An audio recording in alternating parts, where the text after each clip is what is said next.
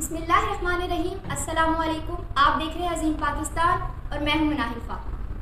8 मार्च ख़वातीन का आलमी दिन। इस दिन तमाम ख़वातीन मेहनत कश, मजलूम, पिसी हुई औरतों के लिए, उनके हक़ के लिए बाहर निकलती हैं। इस दिन यकजहती और बराबरी के लिए ख़वातीन अपने लिए नारे लगाती हैं। लेकिन इसी मुआशरे में एक और तबका है जिनका कहना है कि इस्लाम ने औरत को बहुत इज्जत दी। इस्लाम से ज़्यादा शायद किसी भी मज़हब ने औरत को इतनी इज्जत नहीं दी। इसी मौजू पर बात करने के लिए हमारे साथ मौजूद है मिस उमिया गुल। मिस उमिया गुल जीसी यूनिवर्सिटी फैसलाबाद में बतौर उस्ताद, रेडियो पाकिस्तान में आरजे और साथ ही साथ बहुत सारे अखबारात में कॉलम निकालती हैं। जी मिस उमिया गुल।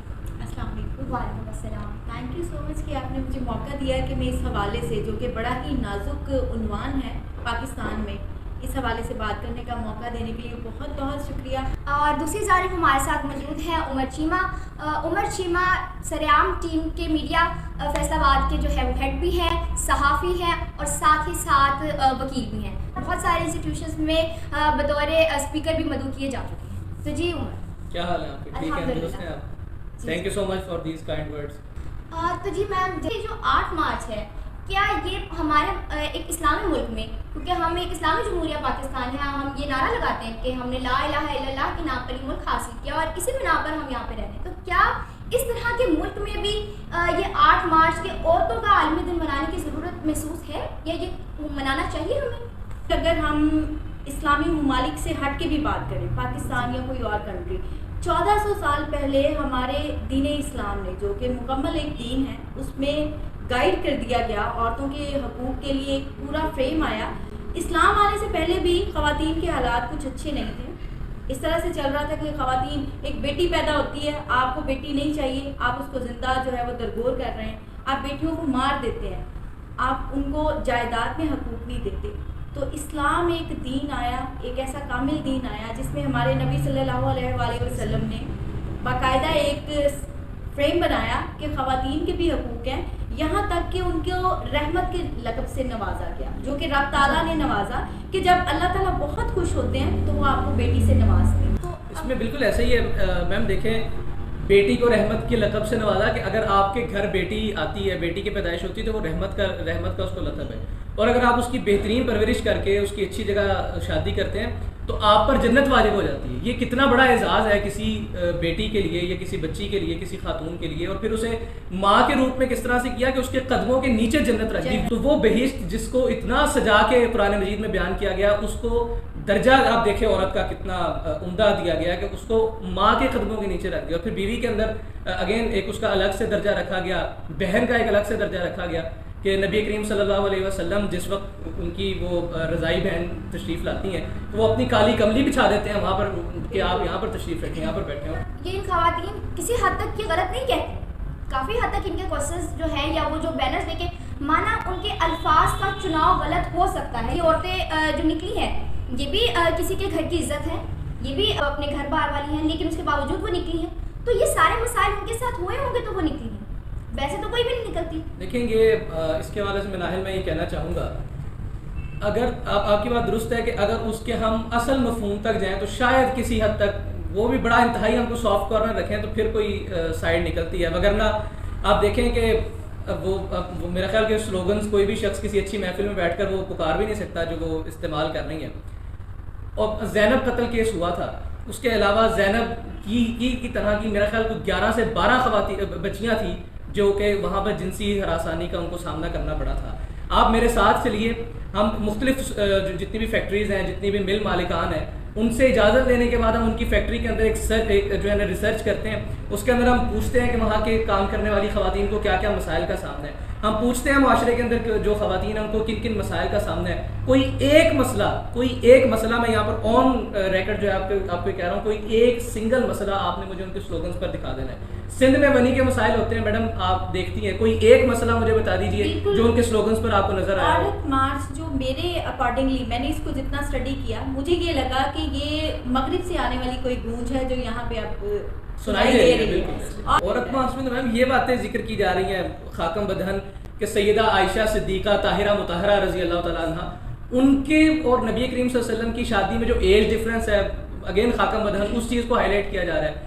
फिर बाप हम लेके रहेंगे आज़ादी, बाप से पिछले साल की बात है, ये बड़ा वायरल गया था, तेरा बाप भी देगा आज़ादी, आपका भाई भी देगा आज़ादी। इस किस्म के स्लोगन का इस्तेमाल किया जा रहा है। अगेन मैं वही बात दोहरा रहा हूँ मिनाहिल के, जो असल मामला है, जो जिस तरह से सिंध में वनी के मसाइल चल रहे हैं, जिस तरह से पाकिस्तान के अंदर जनूबी पंजाब के ख़वातीन के मसाइल चल रहे हैं, उन्हें बेच दिया जाता है सरे बाज़ार। वही जिस तरह से 1400 साल पहले ज़माना जahiliyyat के अंदर मंडियाँ लगा करती थी लोगों की, इंसानों की, बच्चियों की, वही काम आज यहाँ पर भी हो रहा है, जनूबी पंजाब के इलाका जात में हो रहा है।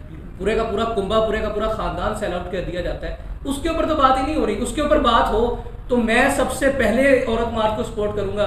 मुझे आप सफ़े अव्वल में इंशाल्लाह पाएंगे, और उसके सामने उस मंशूर पर अगर कोई मुखालफत करता हुआ गोली खाएगा तो मेरा ख्याल है सबसे पहले मेरे सीने पर गोली लगेगी, अगर उस मामले के ऊपर आएगी। लेकिन उस मामले की अनफॉर्चुनेटली एक खूबसूरत आड़ के अंदर, एक खूबसूरत पर्दे के पीछे ऐसे बिल्कुल ऐसे मैम मकासद है जिनको हासिल किया जा रहा है। मसलन हम जिन्स परस्ती को प्रमोट किया जा रहा है। 2014 के अंदर वही बीबियां थी ना जो औरत मार्च के हक में निकल रही थी, जिन्होंने इस्लामाबाद में आपस में निकाह कर लिया था।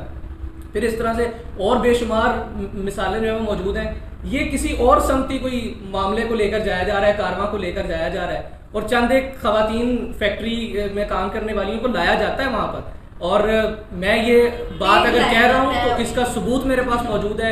आप सोशल मीडिया पर मुख्तलिफ जितने भी वेब चैनल्स हैं उनको आप सर्च करके देख सकते हैं। उन खवातीन के सामने अगर माइक करके पूछा जाए ना आपके साथ क्या ये मसाइल जो उनके स्लोगन्स पर लिखे हुए वाक़तन है भी, तो उनका जवाब इनकार में था, और आप देख सकते हैं ये वेब चैनल्स के ऊपर। इससे मैं रिलेट करूँगी कि हमारे यहाँ अगर आज़ादी का नारा लगाया जाता है तो एज अ फीमेल मैं ये कहूँगी कि मुझे अपने बाप, अपने भाई, अपने हस्बैंड के शेल्टर में रहना जो है वो सिक्योरिटी देता है। क्योंकि जब कभी रास्ते में गाड़ी खराब हो जाती है ना, तो कोई मेल हजरात जो है वो हमें ये नहीं कहते कि बीबी गाड़ी को धक्का लगाएं उतर के, वो हमें कहते हैं बाजी आप साइड पे खड़े होते हैं, हालांकि हमें जानते भी नहीं होते हैं। हमें शेल्टर दिया गया, मर्द को हमारा शेल्टर बना दिया गया, हमारा गार्डियन बना दिया गया। इसका मतलब है वहाँ कहीं ना कहीं हमें ज़रूरत थी कि मेल हमें डिफेंस दे, हमारी हिफाजत करे।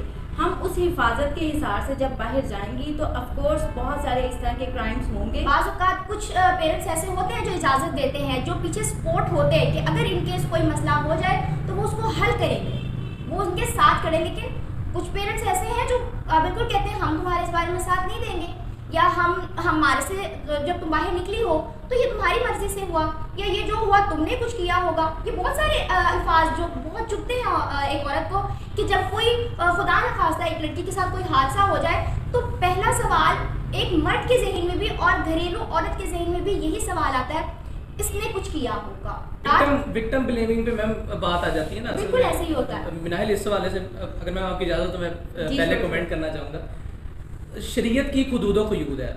वेरी अनफॉर्चुनेटली हम लोगों ने कुछ अपनी भी ना बढ़ के शरीयत से कुछ हुदूद खुयूद बना ली है। दीन में आना रवि का नाम है, और दीन अगर किसी जगह पर किसी चीज़ की इजाज़त दे रहा है तो उसको उससे बढ़ना नहीं चाहिए हम सबको बतौर इंसान, बतौर मजबूरी।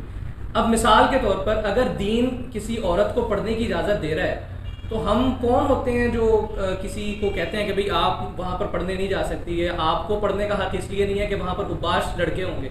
या इसी तरह से अब मिसाल के तौर पर रिसेंटली बहुत सारे एंकर्स में भी हैं और भी सियासतदानों में लोगों को मैं ज़ाती तौर पर भी जानता हूँ जिन्होंने तीसरी शादियाँ की, दूसरी शादियाँ की। अब वहाँ पर एक बहुत बड़ा स्लोगन सामने आता है कि किसी बेवा से कर लेते, किसी मुतल्लिका खातून से कर लेते, या किसी ऐसी खातून से कर लेते जिसको आप सहारा दे सकते होते। तो भाई दीन इस्लाम ने इस किस्म की कोई बंदिश नहीं लगाई हुई। फिर इस तरह से माशरे के और बहुत सारे सनम कदे हैं कि मसलन आप इंटर कास्ट नहीं जाएंगे, आप इंटर कल्चर नहीं जाएंगे, आप इंटर मजहब नहीं जाएंगे, आप इंटर प्रोविंशियल सतह पर नहीं जाएंगे। तो दीन इस्लाम ने इस किस्म की कोई हुदूद नहीं लगाई। दीन इस्लाम ने इस तरह की कोई हुदूद क़ुयूद से नहीं हम सबको बाउंड नहीं किया। तो जितना इस्लाम दे रहा है, जितना इस्लाम रख रहा है, उतना बतौर खालिस होते हुए इस्लाम के पैरोकार होते हुए रखें। ये नहीं कि ये चीज़ अगर मेरी सोच को या मेरी अना को जस्टिफाई नहीं कर रही तो मैं इसके मुखालिफ हूँ, गो के वो इस्लाम उसकी इजाज़त दे भी रहा। और इसके हवाले से एक और बात भी मैं ऐड करना चाहूँगा कि वो मगरिब जिस पर हम तनकीद इस वक्त कर रहे हैं यहाँ पर बैठकर, उस मगरिब ही के दानिशवरों का ये कहना है कि एक औरत जो पढ़ी लिखी है, जो शानदार औरत है, वो एक शानदार मुआशरे की मिसाल है, या वो एक शानदार मुआशरे को तश्कील दे सकती है। बिल्कुल ऐसा ही है कि अगर एक एजुकेटेड लेडी जो है वो आपके हाउस को होल्ड कर रही है तो वो ना सिर्फ आपके बच्चों को अच्छे अंदाज में ब्रॉटअप करती है, उनमें तमीज़, उनमें शऊर उजागर करने की कोशिश करती है। इसके साथ साथ अगर वो आपकी फाइनेंशियल सपोर्ट भी है तो मैं कहूँगी सोने पे सुहागा है, आप उसको वेलकम करें। और इस चीज़ को अप्रिशिएट करें कि वो आपके साथ शाना बशाना। अब ये भी तो एक एजाज़ है ना कि नालो नफ्के की जिम्मेदारी मर्द के ऊपर है, लेकिन फिर भी औरत अगर साथ दे रही है आपका और वो साथ आपके कमा रही है तो यू शुड रिस्पेक्ट। हाँ जी। इस सारी बहस से चले पता चल गया कि बिल्कुल हमारे इस्लाम ने भी कर दिया, नबी पाक सल्लल्लाहु अलैहि वसल्लम भी जो है वो अपने घर के काम करते थे। लेकिन इसमें एक ऐसा स्लोगन है जिसके बारे में मैं आपसे पूछना चाहूँगी कि वो कहते हैं कि हमें तलाक का हक दो, जैसे कि इस्लाम ने खुला का हक औरत को दिया है। आपका इस बारे में क्या कहना है? मैं चूँकि मेरे प्रोफेशंस थोड़े से ज़रा स्कैटर्ड हैं और कानून से भी मेरी थोड़ी बहुत ज़रा इस्लामगोआ रहती है। अभी रिसेंटली आपका जो ये सवाल है इसको कानूनी शक्ल देने की कोशिश की गई उन्हीं बीवियों की तरफ से, उन्हीं ख़वातीन की तरफ से, जिसमें उन्होंने कहा गया कि खुला का हक़ तो गर्चे हमें इस्लाम ने दे दिया, लेकिन उसके अंदर हम फिर भी बाउंड होते हैं कि अल्टीमेट फ़ैसला जो है वो किसी मर्द नहीं करना।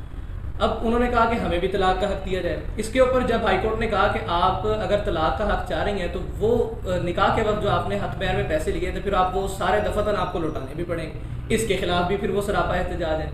यानी उन्हें खुद नहीं, जैसे कहा जाता है ना, बड़ा मारूफ है कि झूठ के कोई पाँव नहीं होते, तो इसी तरह से अगर कोई बेसरोपा बात की जाएगी ना तो उसके भी उसके कोई पारपुर नहीं होंगे और वो कहीं किसी जगह पर। अब इस वक्त वो हाई कोर्ट के अंदर वो जो है उनकी वो करारदाद पड़ी हुई है, अब वो किसी समत नहीं जा रही, अब वो क्या करेंगे इसकी बात। जिन खवातीन की आवाज़ बनने की वो कोशिश कर रही हैं कि बेबस खवातीन की हम आवाज़ बनना चाहते हैं, मैं कहूँगी फॉर्चुनेटली वो खवातीन अपने घर को बाउंड रखना चाहती हैं, वो जुल्म सितम भी सह लेती हैं और अपने घर को टूटने नहीं देती। अब मसला रज़ात की बात कर ली जाए, ख़वातीन के दीगर मखसूस मसाइल की बात कर ली जाए तो वहाँ पर कतन ये नहीं है कि दो औरतों की गवाही एक मर्द पर मुकद्दम होती है, उसके इक्वल होती है। वहाँ पर अगर चार मर्द एक साइड पे गवाही दे रहे हैं और एक औरत एक साइड पे गवाही दे रही तो उस औरत की बात को सुना जाता है शरई कोर्ट्स के अंदर भी और दीगर जो हमारी इस वक्त कोर्ट्स चल रही हैं उसके अंदर भी। अब दूसरी बात जो एक मैं ऐड करना चाहूँगा इस शरीयत के हवाले से, मैम आपने कभी ये सोचा है, मनाइल आपने कभी ये सोचा है कि ज़ोहर की नमाज का वक्त 1-1:30 बजे ही क्यों मुख्तस किया गया है, या फ़र्ज़ नमाजों, मैं यहाँ पर वो फ़र्ज़ की बात कर रहा हूँ, सुन्नतों और नफल की बात नहीं कर रहा। फ़र्ज़ के अंदर कोई इख्तिलाफ नहीं, उस पर कभी हमने बहस नहीं की, कभी हमने इस पर बहस नहीं की कि रमज़ान का महीना ही क्यों मुख्तस किया गया, क्यों फाइनलाइज किया गया इस सारे हवाले से, या हमने कभी इसके ऊपर तो बैठ कर गौर फिक्र नहीं किया। हालांकि बहुत सारे तबकात में किसी एक मखसूस शहर का नाम नहीं लूँगा, बहुत सारे लोग हैं जिन्होंने माजरत के साथ कुत्ते की कढ़ाई खा ली हुई है, ठीक है, वो वहाँ पर बड़ी लजीज बनाकर पेश की जाती है मुख्तलिफ होटल्स के अंदर, और भी बहुत सारे ऐसे हराम करता जानवर थे जिनकी कढ़ाइयाँ वतन अजीज़ में लोग खा चुके हुए हैं और बकरे की कढ़ाई समझ कर खा चुके हुए हैं और उनको टेस्ट का वो डिफरेंशिएट भी नहीं कर सके। कभी हमने बैठकर इसके ऊपर बहस क्यों नहीं की, इस पर हमने प्रोग्राम क्यों नहीं किया कि कुत्ते के गोश्त को हराम क्यों किया गया, या जोहर का वक्त 1-1:30 बजे क्यों मुख्तस किया गया, या फ़र्ज़ नमाजों की इतनी तादाद क्यों रखी गई है। हम इसी मसले के ऊपर क्यों आ रहे हैं? अगर उन चीज़ों को हम शरीयत की चीज़ों के या अहकाम समझ कर अगर हम मान रहे हैं तो यहाँ पर भी तो शरीयत ही कह रही है ना कि औरत का हिस्सा जो है वो विरासत में इतना है, और अगर शरीयत ये कह रही है तो शरीयत औरत को हक महर भी दे रही है, शरीयत औरत के ऊपर नालो नफ़े की जिम्मेदारी भी नहीं डाल रही, शरीयत औरत के ऊपर और बहुत सारे ऐसी जिम्मेदारियां जो कि मर्द पर डाल दी जाती हैं वो नहीं डाल दी, वो औरत के ऊपर नहीं है। तो शरीयत यहाँ पर साथ भी तो दे रही है ना, उस चीज़ को भी तो हाईलाइट किया है। हम ना एक जुमला भूल रहे हैं जो कि हमें प्रेशराइज करते हैं, लोग क्या कहेंगे। लोग क्या कहेंगे? हम कोई भी काम करते हैं बस इस बारे में कॉन्शियस होते हैं कि लोग क्या कहेंगे। हम अच्छा बनना नहीं चाह रहे, हम अच्छे दिखना चाह रहे हैं, हम अच्छे एक्टर्स बनना चाह रहे हैं। जैसा कि मैम ने कहा कि लोगों का काम है कहना, लोग तो कहते रहते हैं और हम जो है बेहतर यही है कि हम लोगों की सुनने के बजाय खुद की सुने, खुद के ज़मीर की सुने, अपना हक मांगे। गलत नहीं है अपना हक मांगना, हक मांगे लेकिन एक जायज़ तरीके के साथ कि उससे कोई उस पर बाशऊर इंसान उस पर उंगली ना उठाए, उस पर तनकीद ना करे। आप सबसे इजाज़त चाहती हूँ, इंशाअल्लाह अब मुलाकात होगी किसी अगले प्रोग्राम।